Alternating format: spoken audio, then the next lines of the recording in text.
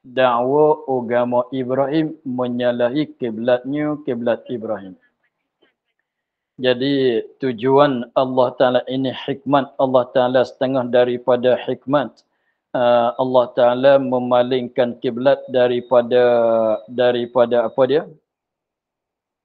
Daripada Baitul Maqdis menghadap kepada apa dia? Menghadap kepada Kaabah tu supaya katanya supaya tiada ada bagi manusia dikehendaki manusia tu siapa? Ialah orang Yahudi dan orang kafir musyrikin Mekah. Nah, tidak ada apa hujah perbatahan atas kamu. Jadi mana mereka nak buat hujah, nak membatahi akan Nabi sallallahu alaihi wasallam tidak boleh. Nah, pada berpaling kepada lain daripada pada berpaling kepada lain daripada Kaabah. Sekiranya kalau Nabi itu masih menghadap kepada Baitul Maqdis lagi, sekiranya kalau Nabi masih kekal di dalam keadaan menghadap kepada Baitul Maqdis lagi sebagai kiblat, maka orang Yahudi akan dapat menghujah, dapat membatahi akan Nabi, dan juga orang musyrikin dapat menghujah dan dapat membatahi akan Nabi juga. Lalu tu nak bagi selesai, nak mengelakkan daripada nak menyelesaikan, nak bagi lepas, nak mengelakkan daripada perbatahan pertikai orang Yahudi dan nak mengelak, nak bagi lepas daripada pertikai orang musyrikin, berhujah orang musyrikin, perbatahan orang musyrikin, maka Allah Ta'ala perintahkan kepada Nabi Muhammad menghadap kepada Baitullah Kaabah. Kemudian apa dia hujah tu daripada kata Yahudi, mana sini nak menyatakan hujah perbatahan pertikaian itu. Yahudi dia pertikai sekiranya kalau Nabi Muhammad masih kekal di dalam mengikut Baitul Maqdis, mengikut menghadap kiblat Baitul Maqdis lagi, orang Yahudi akan bertikai, akan berhujah kepada Nabi Muhammad, katanya, kata Yahudi, Muhammad ingkar agama kami. Ini orang Yahudi dia buat pertikaiannya begini. Orang Yahudi dia kata Muhammad ingkar akan agama kami, ikut kiblat kami. Itu dia pertikai begitu. Muhammad ni kalau agama Yahudi kami dia ingkar, dia tak ikut. Dia tak ikut agama kami, dia ingkar, tetapi dia mengikut kiblat kami. Itu orang Yahudi dia akan kata begitu. Dia katanya begitu. Maka Allah Ta'ala nak bagi lepas daripada kataan Yahudi kata Muhammad ni pelik. Agama kami dia ingkar, tapi kiblat kami dia ikut. Maka sekiranya maka apabila nak bagi lepas tu, Allah Ta'ala perintah kepada Nabi Muhammad menghadap kepada Kaabah. Apabila menghadap kepada Kaabah, orang Yahudi nak kata ingkar agama mengikut kiblat kami, tak boleh. Lepas. Dan kata musyrikin, kata musyrikin, kalau Nabi Muhammad masih kekal di dalam menghadap kiblat kepada Baitul Maqdis, orang musyrikin pula akan kata kepada Nabi, akan membatahi, akan pertikai kepada Nabi dengan ini perkataan. Apa dia perkataan dia? Muhammad mendakwa agama Ibrahim dan menyalahi kiblatnya, kiblat Ibrahim. Orang musyrikin dia akan kata begini, macam mana Muhammad ini? Dia dakwa kata dia mengikut agama Ibrahim. Agama dia sama dengan agama Ibrahim, tetapi dia tidak menghadap kepada kiblat Nabi Ibrahim.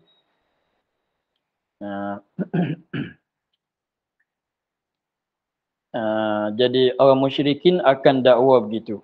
Dakwa katanya, akan dakwa kata Muhammad, dia kata agama dia ialah sama dengan agama Ibrahim, tetapi kiblat Ibrahim nyata ikut. Jadi nak bagi selesai daripada perbatahan dua-dua golongan tu, Allah Ta'ala memerintahkan pada Nabi, perintah kepada Nabi menghadap kepada Baitillah, Kaabah. Selesai. Jadi orang Yahudi katanya, tak ikut agama, kiblat ikut, maka sekarang agama Yahudi, Nabi tak ikut, kiblat orang Yahudi pun tak ikut. Jadi kesemua orang Yahudi, Nabi tak ambil. Orang musyrikin katanya, nak bagi lepas pihak musyrikin, Nabi dakwa kata, Nabi cakap kata agama dia sama dengan agama Nabi Ibrahim. Lagi pula sekarang dia dah mengikut, kiblat Nabi Muhammad pun ialah kiblat Nabi Ibrahim. Selesai masalah.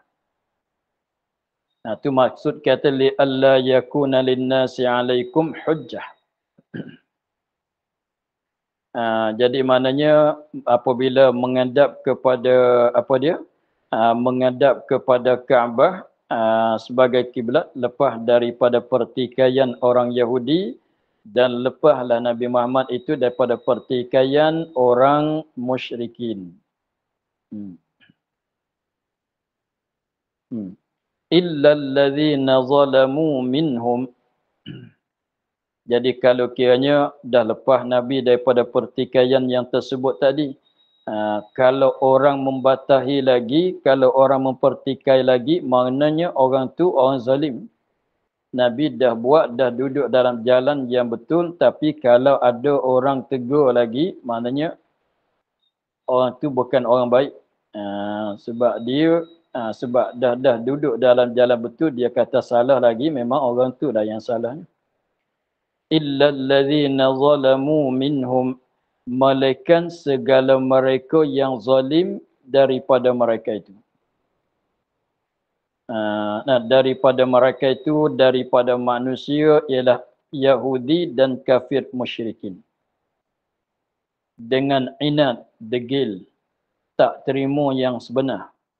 Maka bahasa mereka itu yang zalim berkata tiada berpaling ia kepada Kaabah itu malaikat kerana cenderung kepada agama bapaknya. Jadi maknanya dia tak tilik kepada kebenaran semata-mata degil dia katanya Muhammad ini tinggal kiblat Baitul Maqdis menghadap kepada Kaabah ini bukan kerana perintah Allah. Bukan begitu, bukan begini. Bahkan dia berpaling kepada Kaabah tu tak lain tak bukan kerana cenderung hati dia kepada agama bapak-bapaknya. Mana nenek-nenek dia. Sebab dia cenderung hati dia kepada agama bapak-bapak dia, nenek-nenek dia. Sebab tu dia tak menghadap kepada Baitul Maqdis, dia menghadap kepada Kaabah. Dia akan tuduh begitu pula.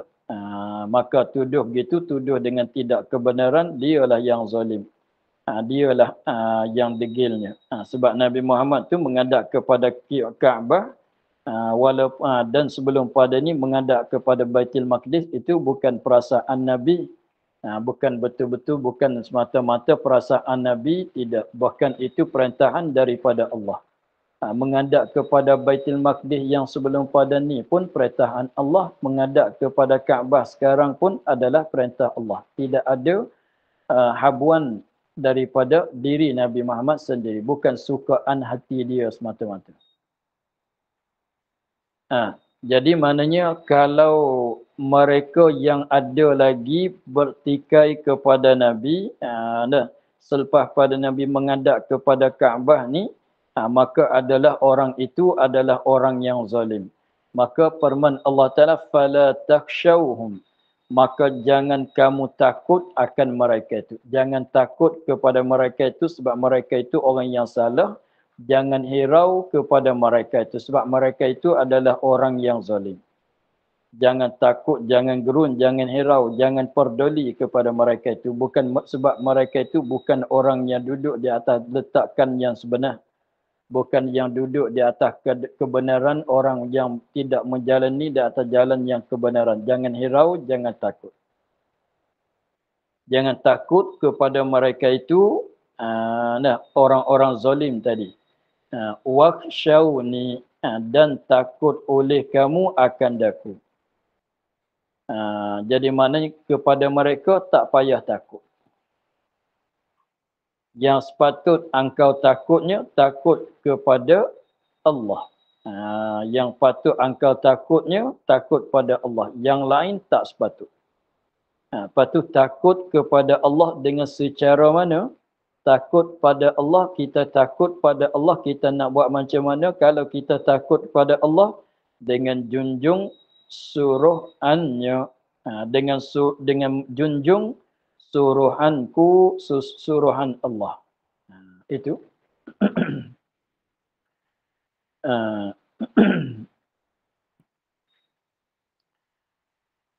Uh, itu yang tadi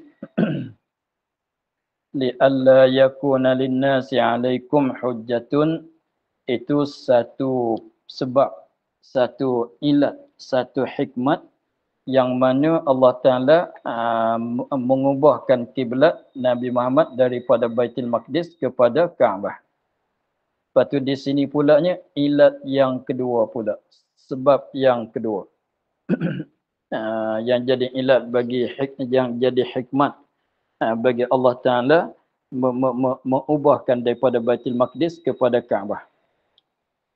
Katanya wali utimmah ni'mati 'alaikum.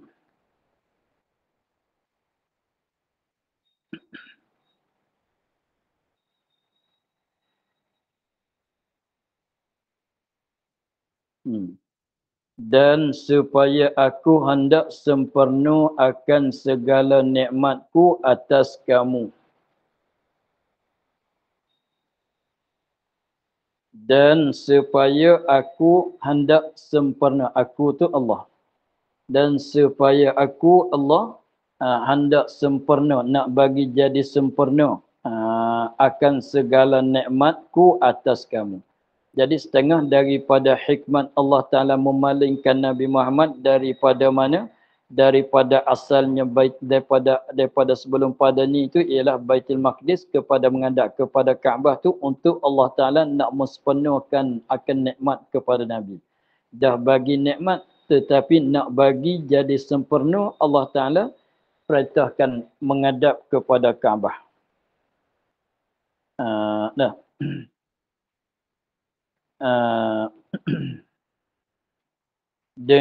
Mensempurna macam mana? Dengan hidayat kepada segala tanda-tanda Islam. Kepada tanda-tanda agama Islam.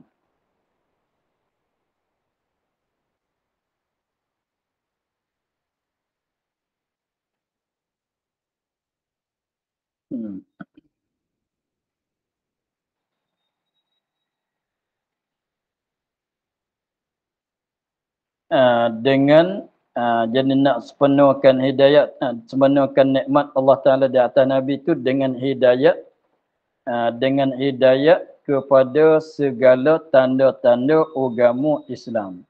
Jadi menghadap kepada Kaabah ni setengah daripada tandaan-tandaan agama Islam. Jadi maknanya Islam Islam nak bagi sempurna mesti kena ada pedoman dia, mesti kena ada tandaannya. Jadi untuk nak jadi tandaan bagi Islam, untuk nak jadi lambang bagi Islamnya ialah menghadap kepada Kaabah. Itu dia macam suatu kampung, suatu kawasan, suatu tempat kalau nak jadi masyhur, kalau kampung yang masyhur-masyhur, tempat negeri yang masyhur-masyhur, kat jalan tu dia ada tulis. Dia ada tulis. Tulis macam mana? Ada berapa kilometer lagi nak sampai di kampung ni. Menghadap kepada sini, menghadap pada kiri, ke sana, ada tulis. Tengok kita apabila kita di jalan tu, apabila dekat-dekat nak sampai tempat simpanan, 3 ke simpanan 4 ke, dia belum pada tu dia akan tulis. Nak pergi ke sana ikut kanan, nak pergi ke sini ikut kiri. Nak pergi ke sana, ke situ, betul. Straight.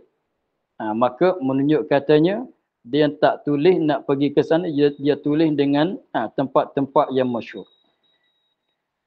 Dia tulis tempat-tempat yang masyhur. Maka Islam nak jadi sempurna, mestilah kena ada tandaan. Benda yang nak jadi sempurna tu dia kena ada tandaan lambang dia. Tengok syarikat mana-mana nak jadi sempurna kena ada logo dia.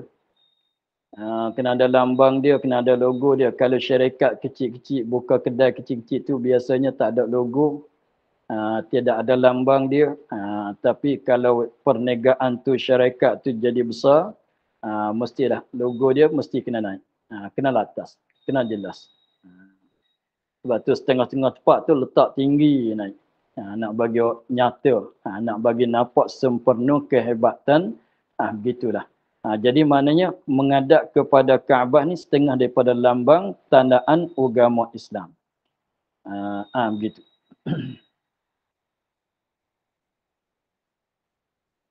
Wala'allakum tahtadun. Dan mudah-mudahan kamu dapat hidayat kamu. Dan mudah-mudahan kamu orang Islam Nabi Muhammad dapat hidayat kamu, dapat hidayat kepada hak, kepada yang sebenar. Supaya Nabi dan ini ilat yang ketiga, la'allakum tahtadun, ini ilat yang ketiga bagi menghadap kepada Kaabah. Jadi yang pertama untuk nak lepas daripada pertikai hujah, yang keduanya untuk nak mensempurnakan nikmat kepada Nabi.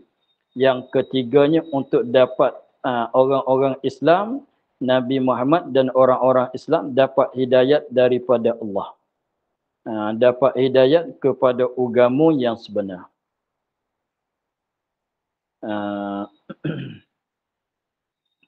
Itulah. Kama arsalna fikum rasulan minkum. Seperti barang yang kami jadi pesuruhan kepada kamu, itu rasul daripada bangsa kamu orang Arab. Jadi maknanya setengah daripada tujuan Allah Ta'ala menghadapkan kiblat, mengkiblatkan kepada Kaabah tu ialah nak menghidayatkan Nabi dan orang-orang yang ada pada zaman Nabi Muhammad sallallahu alaihi wasallam. Sebagaimana itu itu kebaikan yang besar yang Allah Ta'ala menghidayatkan kepada manusia kepada agama yang sebenar, agama Islam. Dan juga nak bandingnya seperti kemuliaan bagi orang Arab.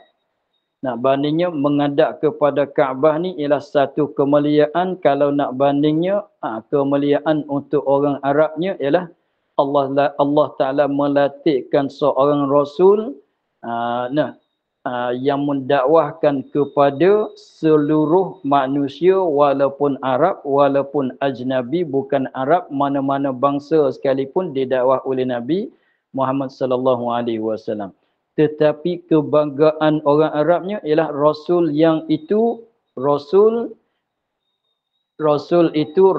yang diutus kepada sekalian manusia Arab dan bukan Arab. Jadi maknanya orang yang bukan Arab pun Nabi Muhammad juga.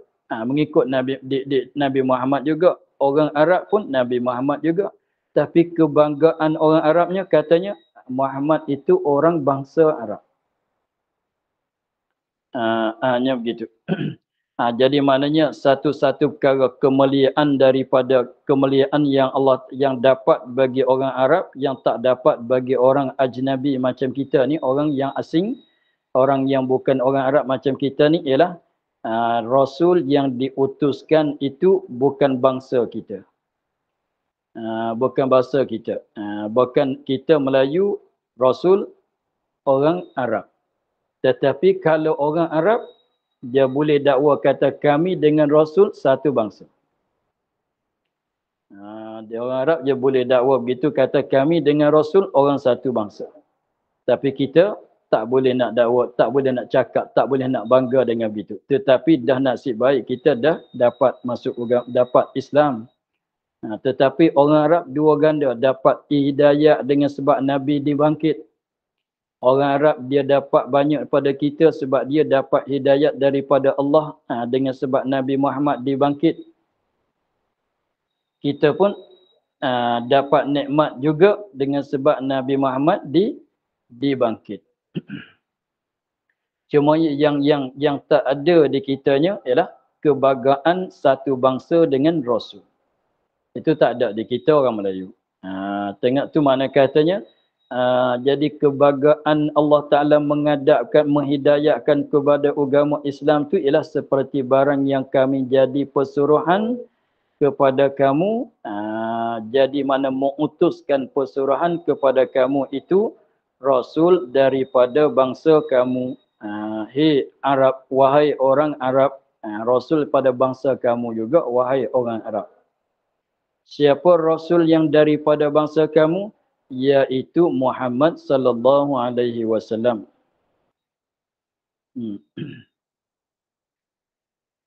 Yatlu alaikum ayatina. Yatlu alaikum ayatina. Membaca ia Rasul atas kamu akan segala ayat-ayat kami. Apa dia segala ayat kami? Quran. Jadi Rasul daripada bangsa Arab membacakan ayat Quran dengan bahasa Arab untuk kamu dan untuk orang yang lain daripada kamu. Jadi keuntungan orang Arabnya, mereka tak susah sangatlah untuk nak faham Quran. Mereka tak susah sangatlah untuk nak faham Quran, tak semacam kita orang yang bukan Arab. Agaknya nak boleh faham Quran tu satu kesusahan yang besar. Kena menghadapi kesusahan yang besar untuk nak boleh faham ayat-ayat, makna-makna ayat Quran. Tapi orang Arab tu satu nikmat. Dapat baca, dapat faham. Dapat baca, dapat faham. Lebih-lebih laginya Arab pada zaman dulu. Yang belum berubah cakapan Arab. Itu maknanya yatlu alaikum, jadi Rasul yang diutuskan kepada kamu daripada bangsa kamu itu, Rasul itulah yang membacakan ayat-ayat Quran bagi kamu dengar. Menyampaikan ayat-ayat Quran kepada kamu.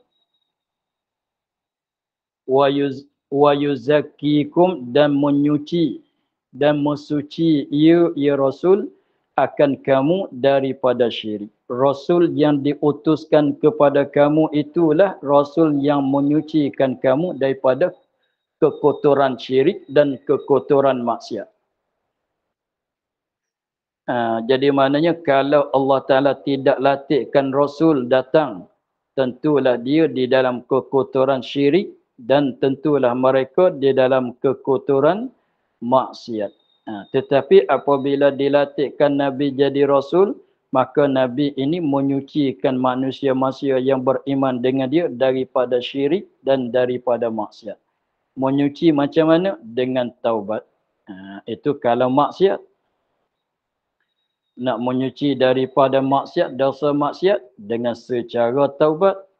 Dengan taubat, jadi dengan secara taubat. Dengan taubat tu kembali kepada maksiat. Dan Islam, ini Islam ni kembali pada kekotoran syirik.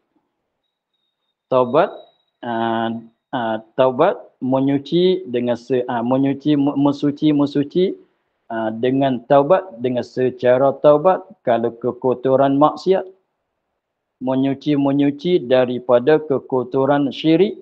Kalau kekotoran tu kekotoran syirik, apa dia? Menyuci dengan masuk Islam. Kalau kekotoran tu ialah kekotoran syirik, beriman, berislam. Begitu.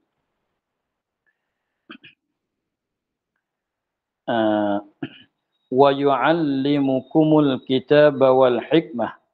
Ni menyatakan sifat Rasul lagi yang diutuskan. Nabi Muhammad dah. Dan mengajar ia Rasul akan kamu akan kitab Quran. Mengajar, nak menjelaskan sini apa maksud sini, apa makna. Ini apa maksud sini, apa makna. Jadi maknanya menurunkan kitab kepada manusia. Lagi pulanya satu nikmat yang besar, Nabi pula mengajar akan ayat Quran. Bukan katanya baca bagi dengar. Nabi bukan sekadar baca bagi dengar saja. Bahkan Nabi pun mengajar, menghuraikan, menyatakan maksud-maksud daripada Al-Quran. dan hikmat barang yang ada di dalamnya di dalam Al-Quran. Nabi mengajarkan, menyatakan hikmat-hikmat yang ada sebut di dalam Quran daripada segala hukum-hukum yang disebut dalam Quran. Untunglah. Wa yu'allimukum ma lam takunu ta'lamun. Dan Rasul ini juga mengajar, ia Rasul akan kamu akan barang yang kamu tiada ketahui daripada kerjaan dunia akhirat. Jadi dengan sebab Rasul ini dibangkitkan kepada kamu serta diturunkan bersamanya Quran, maka dia dan Quran itu dapat mengajar, dapat bagi tahu kepada kamu akan perkara-perkara yang kamu sebelum pada ni tak boleh nak tahu, belum tahu. Dengan sebab datikan Nabi, dengan sebab diutuskan Nabi, dengan sebab diturunkan Quran, mereka dapat mengetahui beberapa perkara sebagai tambahan banyak, dapat tahu banyak perkara yang mana sebelum pada ni tak dapat nak tahu.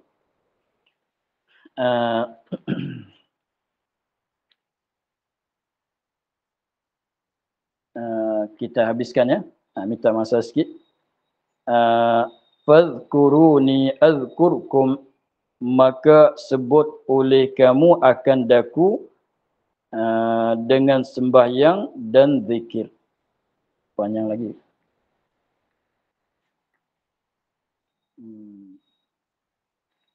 Tak panjang mana, tapi nak uraian tu jadi panjang sikit. Kita sakat itulah dulu. Pada katanya fadhkuruni azkurkum. Wallahu a'lam, alhamdulillah rabbil alamin.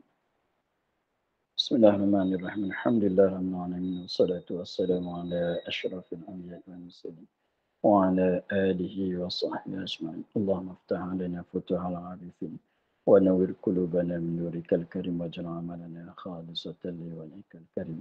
Allahumma inna nas'aluka ma qara'nahu wa ma hafaznahu wa ma sami'nahu faraddid 'alaina wa aftah yadina. Subhana rabbika rabbil izzati amma yasifun wa salamun 'alal mursalin walhamdulillahi rabbil alamin.